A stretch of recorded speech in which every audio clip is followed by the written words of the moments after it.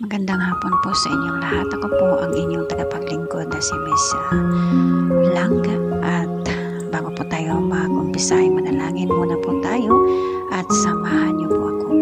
Ama namin, sumasalangit ka, sambahin ang ngalan mo. Mapasa amin ang kaharian mo, sundin ang loob mo dito sa lupa para nang sa langit. Bigyan mo kami ngayon ng aming kakanin sa araw-araw at patawarin mo kami sa aming mga sala para nang pagpapatawad namin sa mga nagkakasala sa amin at huwag mo kaming ipahintulot sa tukso at ianya mo kami sa lahat ng masama. Amen. At magbabasa po tayo na ngayon ng Luke chapter 6 po at makinig po kayo. At hanggang 49 po ito. At makinig po kayo. Luke chapter 6 verse 1.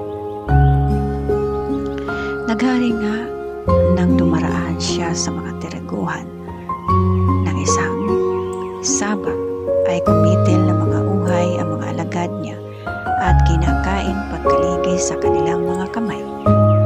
Tatapwat sinabi ng ilan sa Pariseo, bakit ginagawa ninyo ang di matuwid gawin sa araw ng Sabak?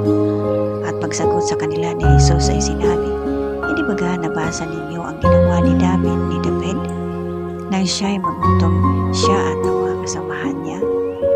Kung paano siya'y pumasok sa bahay ng Diyos at kumain ng mga tinapay na handog at binigyan pati ang kanyang mga kasamahan na hindi na ayon sa kautusan na kanin o di naman kundi ang mga saserdote lamang. At sinabi sa kanila, ang anak ng tao ay Panginoon ng Sabak. At nangyari ng ibang Saba na siya'y pumasok sa sinagoga at nagturo at tuoy may isang lalaki at tuyo ang kanyang kanang kamay. Tuyo ang kanyang kanang kamay. At tinabangan siya ng mga eskriba at ng mga Pariseo kung siya'y magpapagaling sa Saba upang makasumpong sila ng paraan na siya'y maisakdal.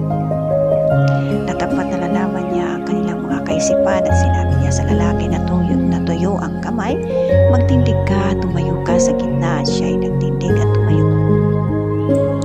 At sinabi sa kanila ni Jesus, itinatanong ko sa inyo, matuwid bagang gumawa ng magaling at gumawa ng masama kung Saba?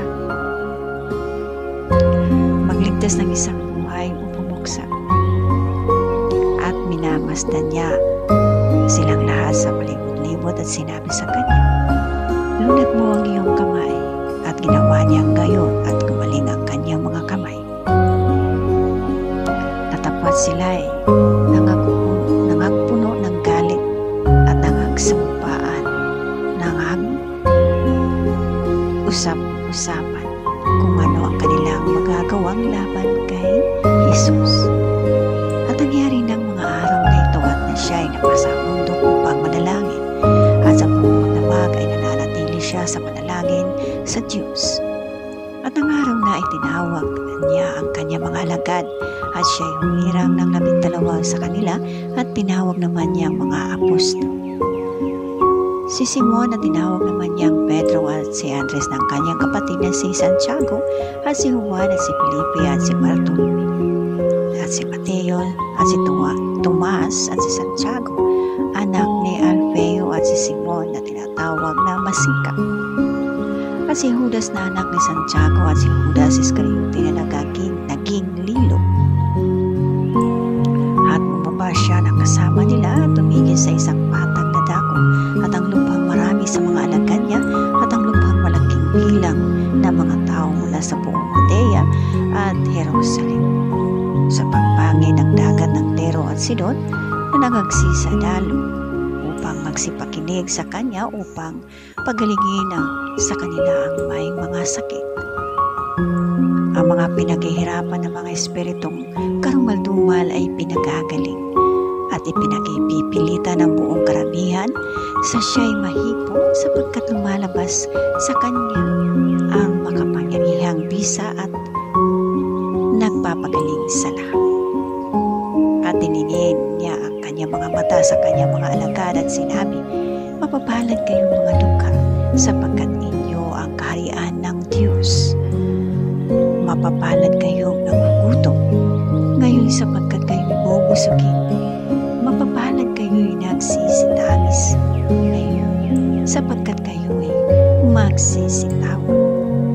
Mapapalad kayo'y kung kayo'y kaputan ng mga tao at kung kayo'y inihiwalay o hiwalay nila at kayo'y alimurahin at itakwil ang inyong pangalan na sila'y masasama dahil sa anak ng tao. Magagalak kayo sa araw na yaon at magsilukso kayo sa kagalakan sapagkat narito ang ganti sa inyo mula sa langit. Malaki sa langit sapagkat gayon din paraan ang ginawa ng kanilang mga magulang sa mga propeta. Natapad sa Ama ninyo mayayaman sapagkat tinanggap ninyo ang inyong kaaliwan. Sa Ama ninyo mga busog ngayon sapagkat kayo'y magugutom. Sa Ama ninyo'y nagsisitawa ngayon sapagkat kayo'y magsisitawa at magsisitangis. Sa Ama ninyo pagka ang lahat ng mga tao ay magsalita ng magaling tungkol sa inyo sapagkat sa gayon din paraan ang ginawa ng kanilang mga magulang sa mga bulaang propeta. Tatapwat sinabi ko sa inyo'y nangakikinig ibigin ninyo ang inyong mga kaaway. Gawin ninyo ang mabuti ang nangapupuot sa inyo. Pagpalain ninyo ang mga sa inyong sumusumpa at ipanalangin ninyo ang inyong mga sa inyong lumalait at sumampa sa inyo sa isang pisngi.